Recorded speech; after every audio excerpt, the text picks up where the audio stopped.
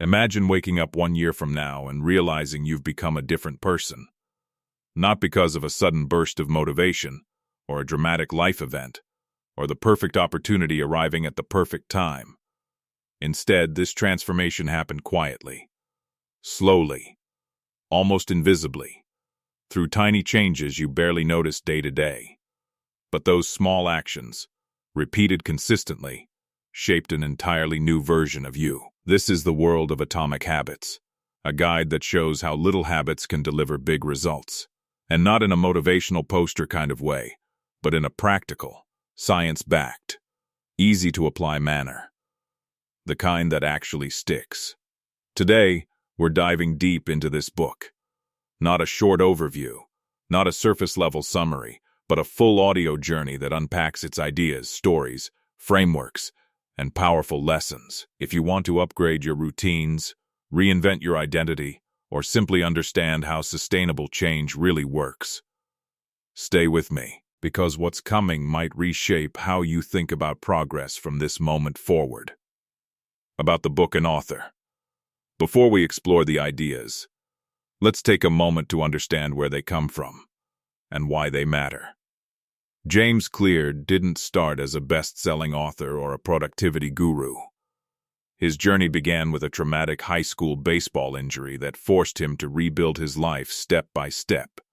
Unable to rely on motivation or willpower alone, he was pushed into developing small systems that helped him recover, improve, and eventually excel.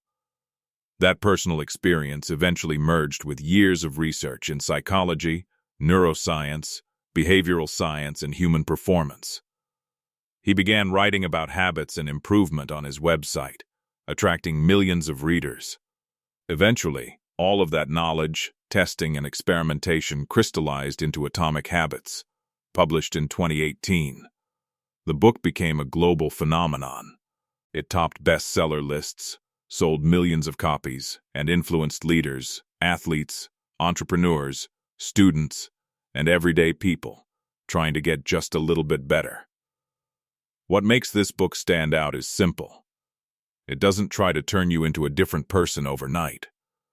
It just shows you how to get 1% better every day, and why tiny improvements compound into life-changing results. Overview of main themes. Before we go chapter by chapter, here are the major themes that shape this book. Small habits make a massive difference over time. The concept of atomic refers to things that are small but powerful. Tiny habits, when repeated, create exponential growth. Systems matter more than goals. Goals describe what you want. Systems shape what you actually do. Lasting success comes from systems. Identity change is the deepest form of habit formation. Behavior follows identity. When habits align with who you believe you are, they become effortless. The 4 laws of behavior change. The backbone of the book. Make it obvious. Make it attractive. Make it easy. Make it satisfying. Environment shapes behavior more than motivation does. If you want different results, change your surroundings. Breakthrough moments are the product of accumulated hidden progress. Change often feels slow until it reaches a tipping point. With that foundation set, we can now walk through the book in detail. Chapter by chapter summary. Chapter 1. The Surprising Power of Atomic Habits. This chapter opens with one of the most important truths in the entire book. Small changes don't feel significant in the moment, but their long-term impact is enormous. James Clear illustrates this with the idea of 1% improvements. If you improve just 1% each day, by the end of the year you'll be almost 38 times better. But if you decline 1% each day, you'll head towards 0. He compares habits to the compound interest of self-improvement. Just as money multiplies through compound growth, the effects of your habits multiply as you repeat them. Clear also discusses what he calls the Plateau of Latent Potential. This is the frustration many people feel when they don't see immediate results. You might work out every day for a month and see no visible progress. But internally, change is happening. like ice that sits at 31 degrees. Nothing seems to happen. Then at 32 degrees, it suddenly melts. That breakthrough was built on all the work that happened before. The message here is simple, but profound. Your efforts are not wasted. They're accumulating, quietly preparing you for a tipping point. Chapter 2. How your habits shape your identity and vice versa. This chapter introduces one of Clear's most transformative ideas: identity-based habits. Most people try to change by focusing on what they want to achieve, but the book suggests starting with who you want to become. Clear breaks it down into 3 layers. Outcomes: what you want, wait, make money, write a book. Processes: what you do, exercising, budgeting, writing daily. Identity: what you believe. I am a runner. I am a disciplined person. I am a writer. Most people focus on outcomes, but real change starts at the identity level. When your actions reflect your values and beliefs, habits stick effortlessly. You're no longer forcing yourself to run. You become a runner. You don't try to write. You become a writer.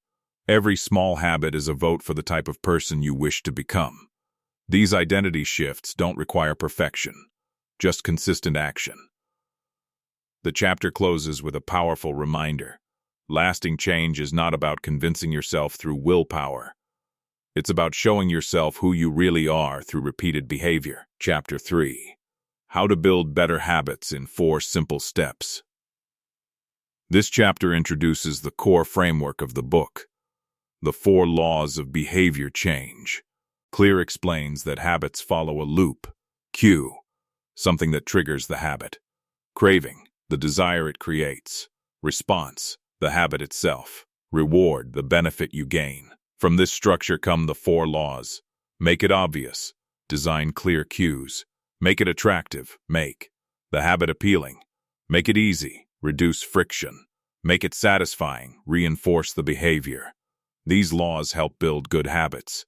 To break bad ones: invert them. Make it invisible. Make it unattractive. Make it difficult. Make it unsatisfying. This becomes the roadmap for the rest of the book. Chapter 4. The Man Who Didn't Look Right. Clear begins with a story about a woman who sensed something was wrong with her father before anyone else noticed. She couldn't explain how she knew. Her brain had learned to detect subtle patterns. This leads to a key insight. Much of our behavior is automatic because our brains constantly scan our environment for cues. He introduces the idea of habit cues and emphasizes the importance of raising awareness. Before you can change a habit, you must first understand it. One tool he recommends is the habit scorecard. List your daily habits and label them as good, bad, neutral. This act of noticing is the first step toward reshaping your routines. He ends the chapter by explaining how behavior is heavily shaped by your environment. Change the cues, and your behavior naturally shifts. Chapter 5. The best way to start a new habit. Here we learn about implementation intentions. The simple, powerful idea of writing down exactly when and where you will perform a habit. Instead of saying, "I'll exercise more," say, "I will exercise at 7 a.m. in my living room." Clear also introduces habit stacking, based on the formula: after I do current bit, I will do new. This technique uses existing routines as anchors for new ones. For example, after I brush my teeth, I will meditate for 1 minute. After I pour my morning coffee, I will write in my journal. Habit stacking works because it removes uncertainty. The next action becomes obvious. Chapter 6. Motivation is overrated. Environment often matters more. Here, Clear makes a crucial point. Success is not about willpower. It's about design. He argues that people often assume successful individuals simply have more discipline. In reality, discipline is a short-term tool. Environment is a long-term strategy. If you want to eat healthier, keep fruit in visible places. If you want to read more, put books where you'll see them. If you want to practice guitar, keep it out of the closet. Clear introduces the idea of choice architecture. Your surroundings shape your decisions. So instead of relying on effort, build an environment that nudges you in the right direction. He closes the chapter by reminding us that habits flourish in supportive spaces. Chapter 7. The Secret to Self-Control. The chapter opens with a simple but uncomfortable truth. People who seem to have incredible self-control usually aren't stronger than the rest of us. They're simply better at avoiding the situations that drain willpower. James Clear brings in research showing that disciplined people spend less time in tempting environments. Instead of fighting impulses, they design their lives so those impulses are rarely triggered in the first place. Self-control, Clear says, is a short-term strategy. Environment design is a long-term one. The best way to resist temptation is to remove the cue. If your phone distracts you, leave it in another room. If you eat junk food late at night, don't buy it in the first place. If social media pulls you off track, log out or delete the app. You don't have to be a hero of willpower. You just need to create a world where temptation doesn't roam free. This chapter reinforces an earlier message. Good habits are easier to build when the environment supports them. Bad habits are easier to break when the environment starves them. Chapter 8.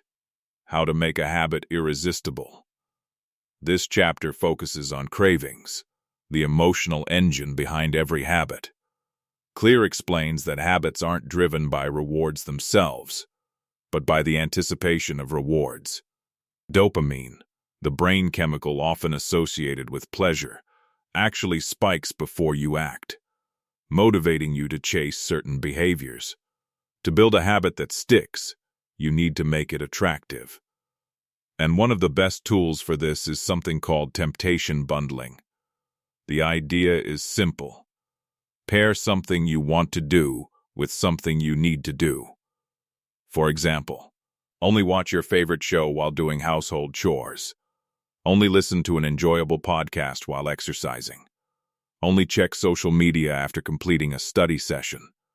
This way, pleasure pulls you toward discipline instead of pulling you away from it. Clear also introduces the concept of a culture-driven attractiveness. Habits become appealing when they help you fit in with a group you admire or belong to. Humans are wired to imitate the close, the many, the powerful. So if you join a community where the behavior you want is normal, that habit becomes much easier to adopt. Want to get healthier? Spend time with people who value fitness. Want to think smarter? Hang around readers or builders. Want to become more disciplined? Stay close to disciplined people. Environment shapes desire, and desire shapes habits. Chapter 9. The Role of Family and Friends in Shaping Your Habits. Here, Clear expands the idea of social influence. We don't just copy the habits of people around us. We absorb their norms, expectations, and values. This chapter highlights a powerful idea. Social approval is one of the strongest human motivators. We lean toward behaviors that give us acceptance. We avoid behaviors that might lead to rejection. Clear suggests using this instinct intentionally. Build or join a community where your desired habits are the default. If everyone around you reads, reading feels natural. If everyone eats well, healthy eating becomes easier. If everyone focuses on personal growth, progress becomes normal. You don't rise to the level of your goals. You rise to the level of your surroundings. This chapter encourages you to not only shape your environment physically, but socially as well. Chapter 10. How to Find and Fix the Causes of Your Bad Habits. Clear now shifts from building habits to understanding how to break harmful ones. He offers a simple but insightful tool: reframe your thinking. Often, bad habits exist because they serve a purpose. They give relief, comfort, connection, entertainment, or distraction. To break them, you need to replace that underlying need with something healthier. For example, If you snack to reduce stress, find alternate stress relievers. If you scroll to feel connected, replace it with real conversation. If you drink to escape, create environments where escape isn't needed. He also suggests highlighting the benefits of avoiding the bad habit by making it unattractive. For instance, instead of thinking I'm missing out by not smoking, think I'm gaining a cleaner mind and stronger body. Your brain responds to narratives. Change the story, and the habit loses its grip. Clear closes the chapter with a reminder. You don't eliminate habits, you replace them. Chapter 11. Walk slowly, but never backward. This chapter introduces the concept of motion versus action. Motion feels productive. Action creates progress. Motion is researching, planning, analyzing. Action is doing the reps.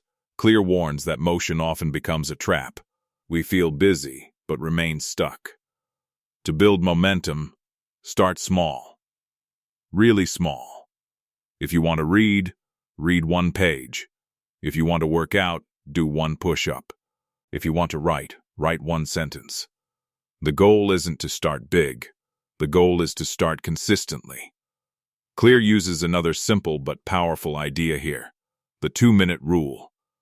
When starting a new habit, scale it down to something that takes 2 minutes or less.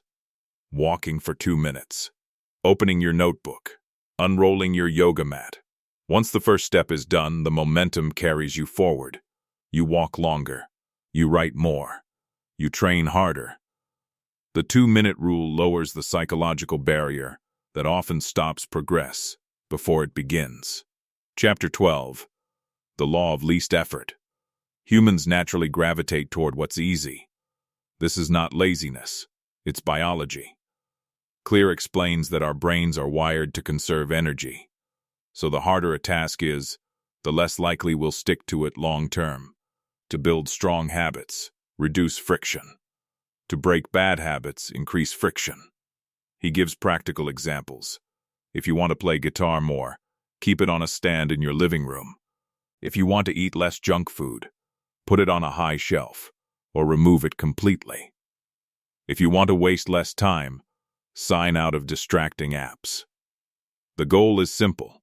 Make good habits the path of least resistance.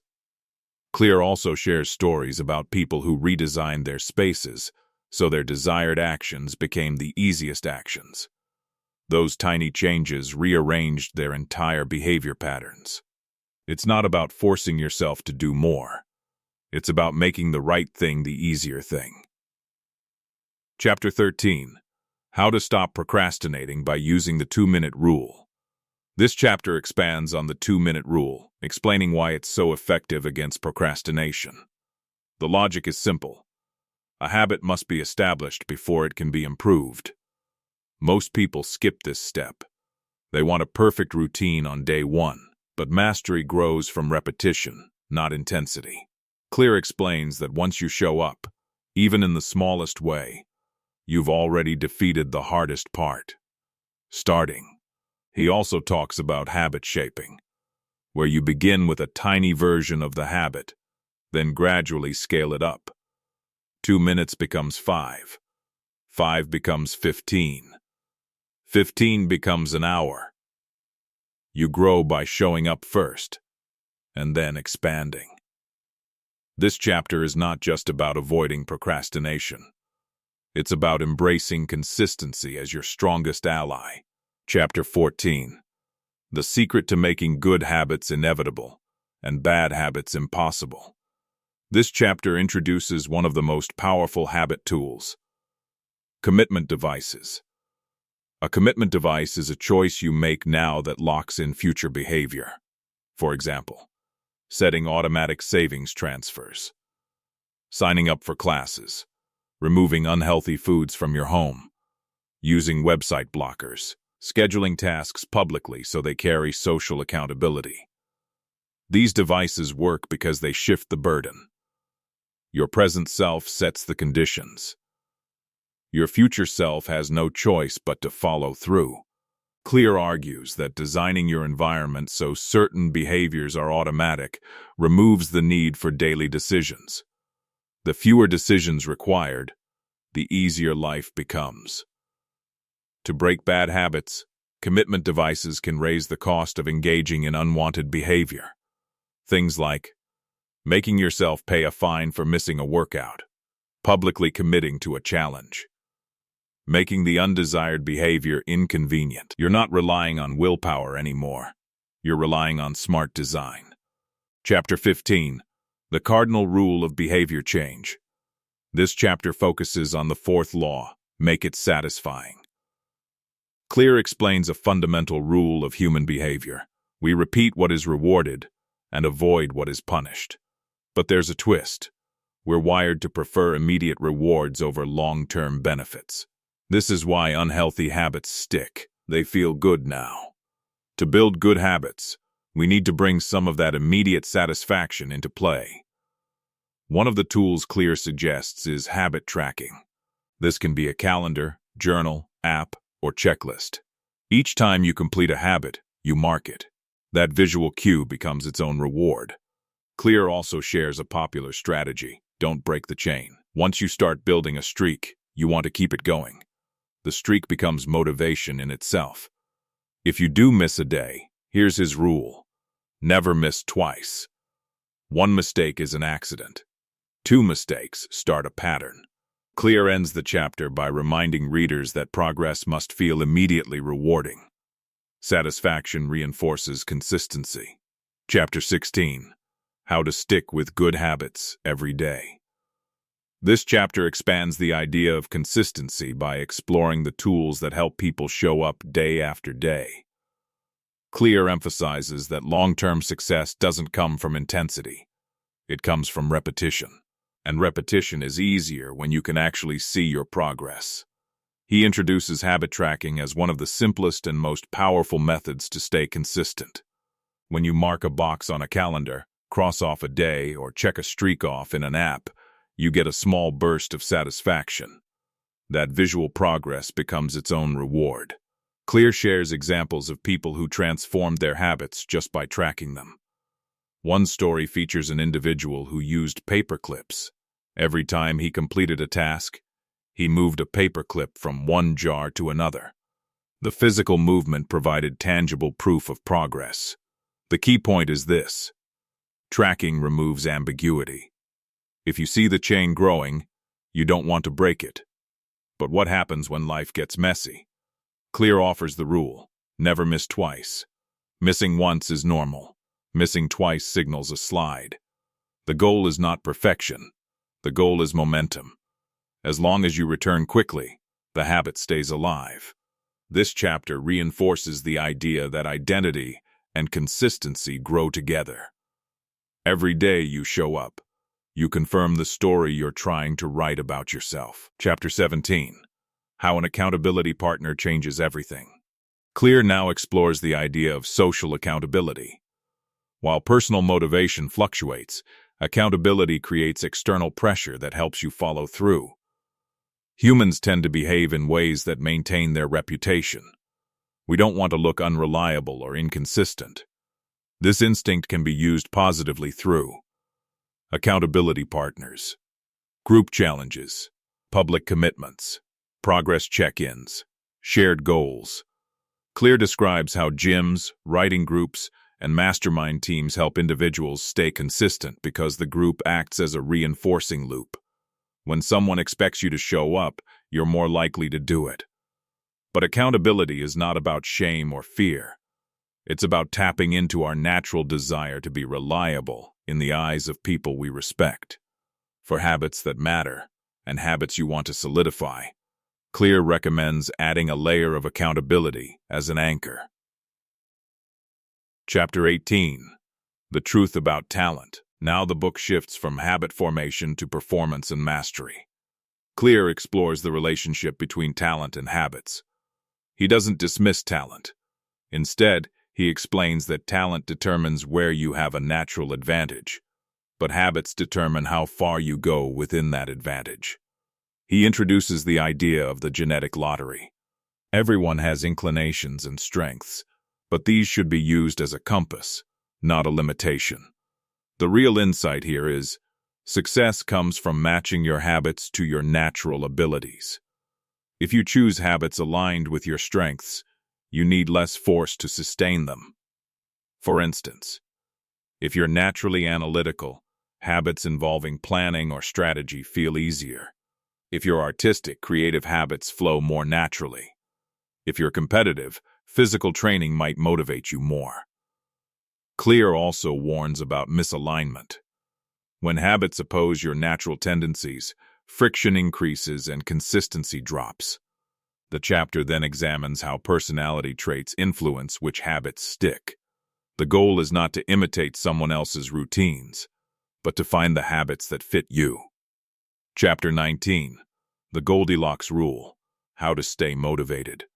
This chapter answers the question, why do we lose motivation? And how do some people keep going for years?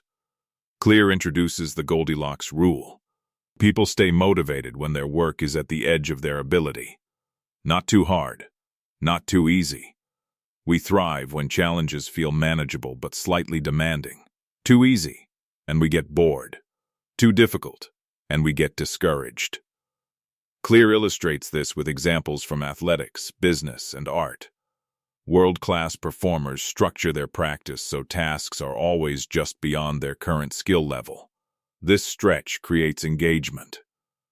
He also discusses boredom, a silent killer of habits. Even professionals get bored.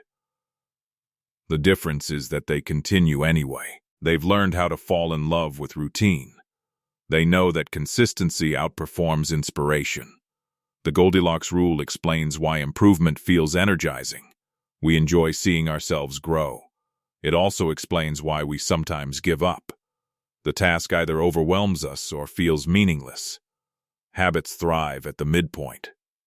Chapter 20. The Downside of Good Habits. Here, Clear addresses an important warning. Good habits can become automatic, and once they're automatic, we may stop improving. He calls this the downside of automation. When habits make things easy, they also make it easy to plateau. If you always follow the same routine without reflection, you stop stretching yourself. This chapter introduces the idea of reflection and review. Highly effective people don't rely only on routine. They regularly analyze their work, their performance, and their direction. Clear talks about annual reviews, weekly check-ins, and personal audits where you evaluate what worked, what didn't, what needs to change. Habits provide the structure. Reflection provides the direction. Without review, you can become efficient at the wrong things. Clear stresses that mastery requires both consistency and continuous improvement. Habits give you the baseline. Review takes you to the next level. Key insights and takeaways. Now the book zooms out to reveal its most valuable lessons. These insights are expressed throughout the chapters, but here they're gathered and emphasized. Small habits compound into big results. Tiny actions accumulate into massive changes. Identity drives behavior. Change who you believe you are, and habits will follow. Environment matters more than motivation. Surroundings shape actions more reliably than willpower. Systems are more important than goals. Goals point the direction. Systems create progress. Habits follow a four-step loop. Cue, craving, response, reward. Understanding this loop allows you to redesign your behavior. Good habits are built by making them obvious, attractive, easy, and satisfying. Bad habits are broken by making them invisible, unattractive, difficult, and unsatisfying. Consistency matters more than intensity. Showing up beats perfection. Tracking and accountability increase success. Staying in the Goldilocks zone keeps you motivated. Challenging but achievable tasks maintain engagement. Reflection prevents stagnation. Review ensures you grow in the right direction. These aren't motivational slogans. They're practical tools that change how life unfolds day by day. What the author wants the reader to understand. James Clear's message in Atomic Habits is straightforward but profound. You don't need a complete life overhaul. You need small, consistent improvements that align with the person you want to become. Clear wants readers to stop waiting for motivation and start designing their environments. He wants them to shift their identity from someone who tries to improve to someone who naturally improves through repeated action. Most importantly, he wants you to understand that you are not ruled by your past habits. You can reshape your system, your identity, your environment, and therefore your future. Atomic Habits are not just about productivity. They're about self-respect, belief, and long-term transformation. Strengths of the book. Clear's work stands out for several reasons. It simplifies complex science. Behavioral psychology, neuroscience, and human performance are translated into understandable, everyday language. It's practical. The frameworks are something people can use immediately. It offers stories and examples, not just theories. It replaces motivation with design. Readers get tools, not just encouragement. It's universal. The concepts apply to fitness, learning, work, relationships, creativity, finances, and personal identity. The book succeeds because it blends clarity, research, and actionable strategies in a way that feels both inspiring and realistic. Conclusion. We've walked through the full arc of Atomic Habits. From foundational principles to step-by-step frameworks. From the psychology of behavior to strategies for long-term success. What makes this book special is its practicality. It doesn't demand a different life. It suggests a different approach to daily life. Change doesn't begin with a grand plan. It begins with one small decision repeated over time.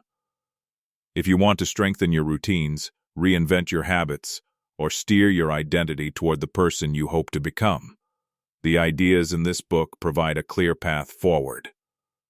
Thank you for listening to this extended summary on Audiobook Insights. If you enjoyed this breakdown, consider exploring the full text to deepen your understanding. And remember, becoming 1% better every day is not just a habit strategy. It's a philosophy that can reshape your future.